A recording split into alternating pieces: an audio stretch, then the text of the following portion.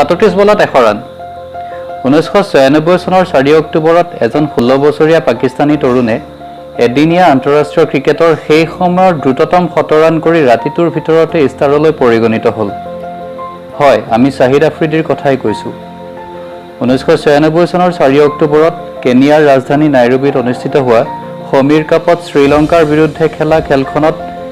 শাহিদ আফ্ৰিদিয়ে 40 বলত 102 ৰান কৰি ৰাতিটোৰ ভিতৰতে বিখ্যাত হৈ পৰিছিল শাহিদ আফ্ৰিদিৰ সেই ইনিংছটো বহুকেইটা কাৰণত স্মৰণীয় হৈ ৰব সেই খেলখন আছিল শাহিদ আফ্ৰিদিৰ জীৱনৰ প্ৰথমখন খেল তেওঁ প্ৰকৃততে পাকিস্তানৰ জুনিয়ৰ টিমৰ হৈ তাত খেলিবলৈ গৈছিল কিন্তু সিনিয়ৰ পাকিস্তানী প্লেয়াৰ মুস্তাক আহমেদে আঘাত পোৱাত তেওঁৰ স্থানত আফ্ৰিদিক খেলুৱা হয় আনহাতে তেওঁৰ ক্ৰিকেট কিটটো সিমান উন্নত নাছিল তাৰ বাবে তেওঁ পাকিস্তানৰ স্পিনাৰ সাকলিন মুস্তাকৰ পেট ব্যৱহাৰ কৰিছিল সকলোতকৈ ইন্টাৰেষ্টিং কথাটো হ'ল যে আফ্ৰিদিয়ে সেই খেলখনত ব্যৱহাৰ কৰা বেটখন আছিল ভাৰতৰ মাষ্টাৰ ব্লাষ্টাৰ শচীন তেণ্ডুলকাৰৰ হয় আপুনি ঠিকেই শুনিছে আসলতে কথাটো এনেকুৱা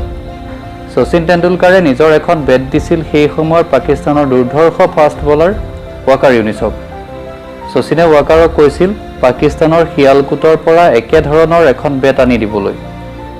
উল্লেখযোগ্য যে শিয়ালকোট ক্ৰিকেটৰ সামগ্ৰী প্ৰস্তুত কৰাৰ বাবে বিখ্যাত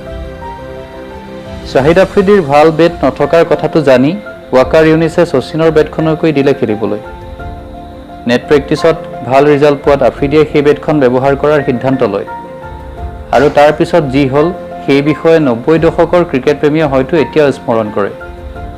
2014 চনত নিউজিলেণ্ডৰ কোৰী এণ্ডাৰছনে ভংগ কৰাৰ আগলৈকে 18 বছৰকাল আফ্ৰিদিৰ নামত ODIৰ ফাষ্টেষ্ট সেঞ্চুৰী ৰেকৰ্ড লিপিবদ্ধ হৈ থাকিল